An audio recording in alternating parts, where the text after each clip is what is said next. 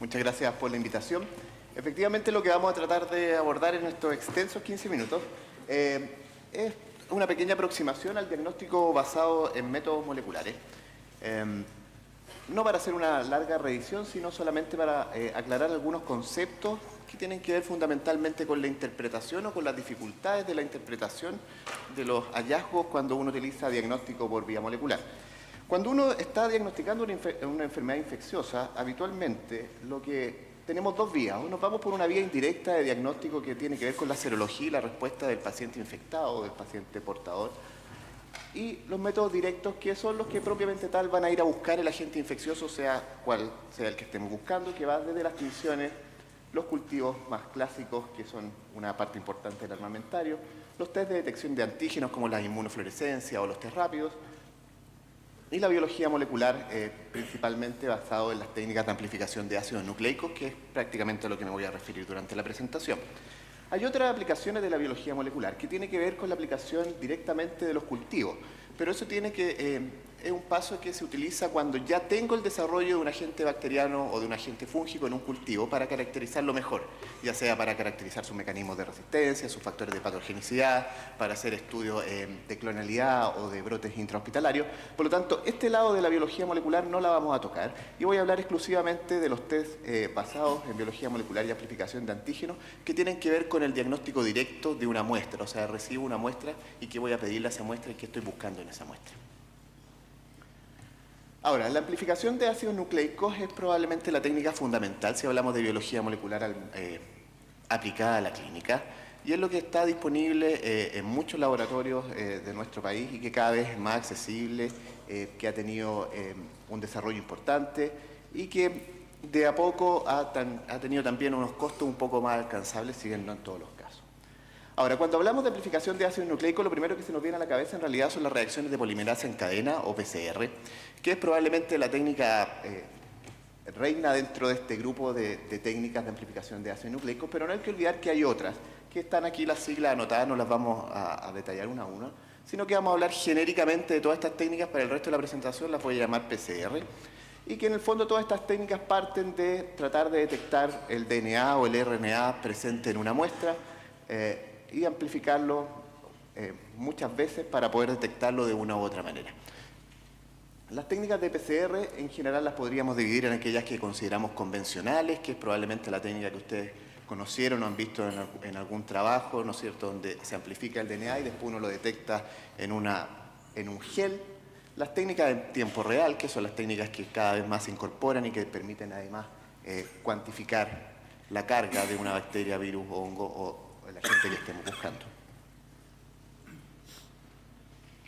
Ahora, ha habido un amplio desarrollo de la biología molecular diagnóstica, sin embargo, muchos de los trabajos o muchos de los esfuerzos están todavía en fase de lo que uno podría llamar de investigación, y si uno se va a los test que están aprobados, por ejemplo, por el FDA, o sea, que son test y microorganismos que está bien validado su uso en clínica, no son tantos, ¿ya? Y aquí hay un número importante, eso sí, de agentes bacterianos, algunos hongos, virus y algunas técnicas que en realidad vamos a llamar las técnicas de multiplex o las técnicas de panel, como se llaman actualmente, y que tienen que ver con una aproximación sindromática al diagnóstico más que ir a buscar un agente específico. ¿Ya? Como ven, no son tantos, pero todos estos agentes en general tienen algunas cosas en común. Porque en el fondo la pregunta es, ¿cuándo decidimos utilizar métodos moleculares por sobre los otros métodos? Cuando yo en realidad digo voy a pedir una PCR en vez de pedir un cultivo, en vez de pedir una serología o en vez de pedir un test de antígeno. En general uno podría dividirlo en dos grandes grupos. Uno, cuando los métodos clásicos no están disponibles o bien son muy lentos para las necesidades clínicas actuales. Dentro de esto, por ejemplo, es muy importante todos los avances que se han conseguido para la identificación de agentes no cultivables, o agentes que son muy difíciles de cultivar de cualquier tipo de muestra biológica, o agentes cuyo crecimiento es muy lento.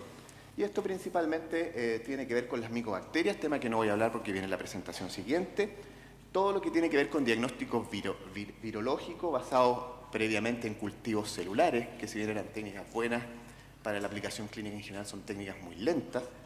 y lo que tiene que ver con la identificación rápida de bacterias fastidiosas, y que las bacterias fastidiosas por definición crecen bastante lento en cultivo, por lo tanto no son del todo satisfactorios esos métodos.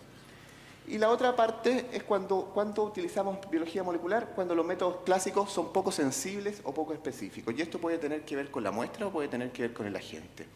Y por ejemplo, el diagnóstico de uretritis, principalmente en Chlamydia trachomatis se ha visto muy mejorado cuando uno empieza a aplicar técnicas de biología molecular. Hasta hace algunos años lo que más utilizado, lo que más teníamos disponible eran las técnicas de inmunofluorescencia, y trabajos después demostraron que la inmunofluorescencia podría tener hasta un 30% de falsos positivos y además un 30% de falsos negativos. En realidad como técnica era bastante mala, y en general todo el diagnóstico, por ejemplo, de este tipo de clamidia ha sido desplazado hacia la biología molecular. Y lo mismo que vamos a ver un poco más adelante, lo que tiene que ver con el diagnóstico de infecciones respiratorias virales, principalmente en pacientes adultos. Ahora, ¿dónde es que más ha impactado la biología molecular? Podríamos decir que como estándar, que ya es el gold standard del diagnóstico, en el diagnóstico de las meningitis o las encefalitis virales, por las limitaciones que tienen los cultivos celulares, en las infecciones por Chlamydia trachomatis y otras infecciones de transmisión sexual virales, bacteriano-parasitarias, también se aproximan hacia eso. En las infecciones respiratorias virales, principalmente en virus influenza, en pacientes graves, y otras infecciones virales como las infecciones por polioma o papiloma. Puse acá, aparte, Clostridium difficile. Si bien hay varios algoritmos diagnósticos, hay algunos algoritmos que lo incluyen como estrategia única, hacer el diagnóstico mediante PCR, si bien esto tiene algunas limitaciones de especificidad, pero más bien no de sensibilidad. Y otra cosa donde se ha aplicado bastante como estándar la biología molecular es cuando tenemos algo desconocido o aparece algún agente nuevo. Ya ha pasado con los coronavirus, ya sea el MERS o el SARS, que se han descubierto mediante técnicas de biología molecular. Ahora, en muchas ocasiones la biología molecular viene a ser solo un complemento, como por ejemplo lo que ocurre en las infecciones respiratorias por bacterias atípicas, ya sea Bordetella, Legionella, Chlamydophila, por ejemplo. ¿Por qué? Porque habitualmente esto va acompañado a la biología molecular siempre de técnicas o de antígeno o técnicas de detección de serología. Lo mismo ocurre en la tuberculosis, lo mismo ocurre en la infección por citomegalovirus, si bien ya hay algunos trabajos que están llevando todo el diagnóstico de citomegalovirus, por lo menos en pacientes inmunocomprometidos, hacia la biología molecular, por sobre las técnicas de antigenemia, por ejemplo. Otros virus de las familias herpes y el diagnóstico de listeria monocitógena siempre es difícil en las infecciones del sistema nervioso central. Ahora, para ver algunos ejemplos, revisemos muy brevemente lo que ocurre con las infecciones respiratorias virales. ¿Qué es lo que pasa cuando utilizamos biología molecular versus no molecular? En general lo que tenemos es que las técnicas no moleculares muestran una sensibilidad inferior para todos los virus respiratorios. Y esto quedó muy evidente después de la pandemia del 2009 de influenza, donde uno clásicamente decía, no, si los test rápidos y la inmunofluorescencia tienen una sensibilidad para influenza entre un 70 a un 90%, que estaba basado mucho en niños, pero cuando vino la pandemia y se hizo masivo el uso de PCR, se vio que la sensibilidad de las técnicas antigénicas en general no superaba el 70%, y en algunos casos, por ejemplo, un metaanálisis en pacientes adultos no se llegaba a más allá de un 30% del diagnóstico con las técnicas antigénicas. ¿Ya? Ahora, en defensa de las técnicas no moleculares, lo que podemos decir es que son altamente específicas, pero la sensibilidad, sobre todo en pacientes adultos, es bastante limitada. Y lo mismo ocurre con BRS, y si uno sigue revisando, ocurre lo mismo con adenovirus, coronavirus y otros virus de cierta importancia. Ahora, lo que pasa aquí es cuál es la aplicabilidad o lo que uno trataría de responder es: a todos los pacientes vamos a hacer diagnóstico de influenza mediante técnicas de biología molecular. Y probablemente esa respuesta solo se puede dar desde la clínica, y lo primero que tengo que saber es si le voy a pedir el examen, qué voy a hacer con el resultado del examen.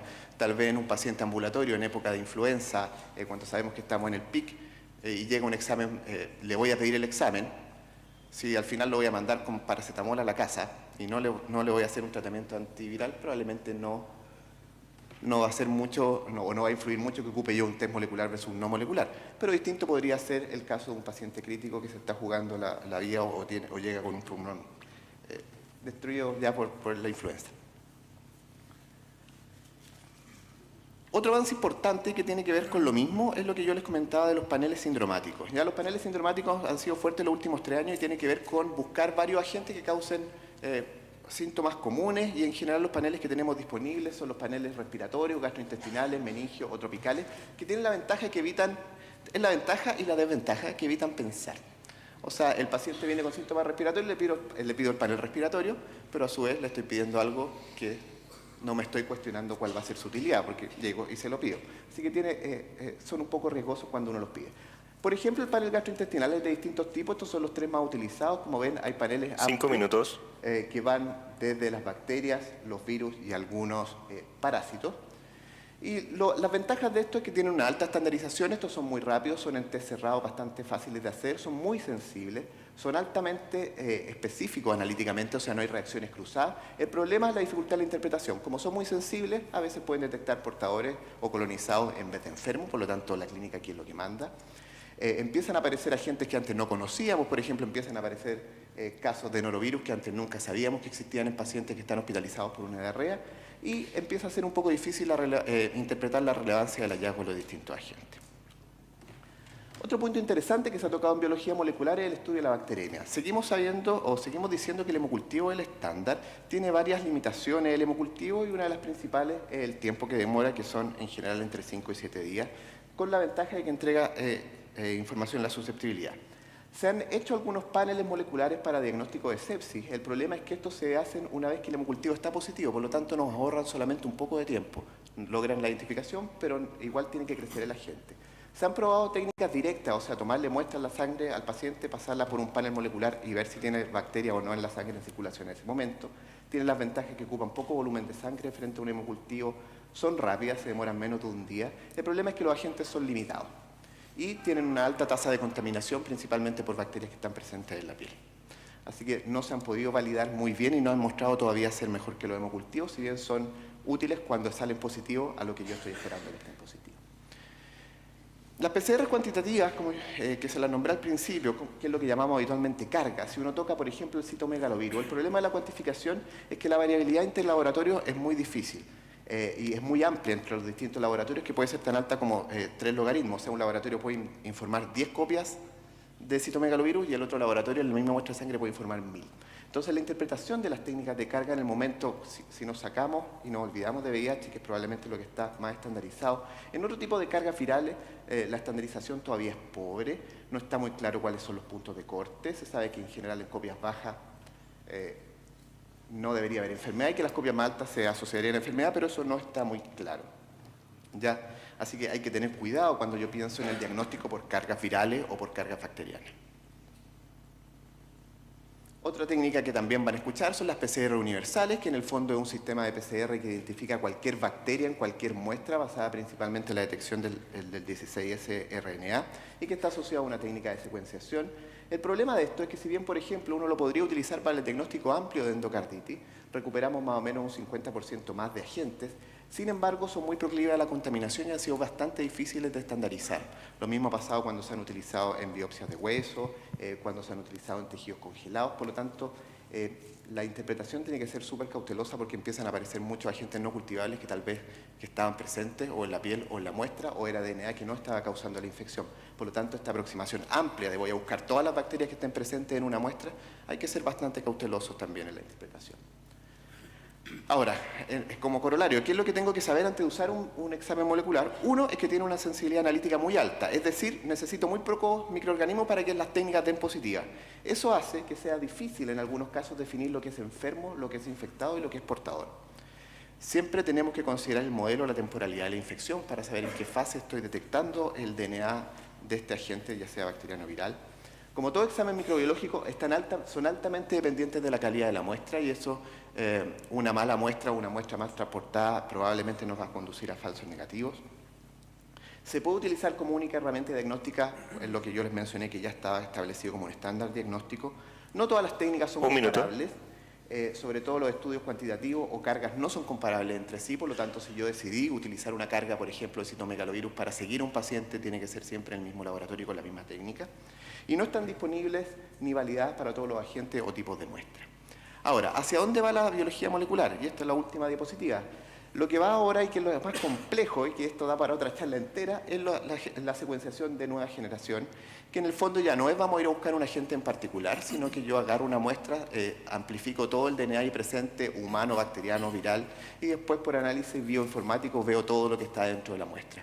Eso se ha utilizado bastante para el estudio de microbioma y de poblaciones bacterianas, pero su rol diagnóstico todavía no está muy aclarado porque empieza a aparecer todo lo que hay en una muestra y no sabemos la interpretación de eso, cuál es, si tengo 10 agentes detectados, cuál es en realidad el que está infectando y cuál es el que estaba en la muestra porque era parte de la microbiota o solamente porque era remanente de algún material de ácido nucleico. Muchas gracias.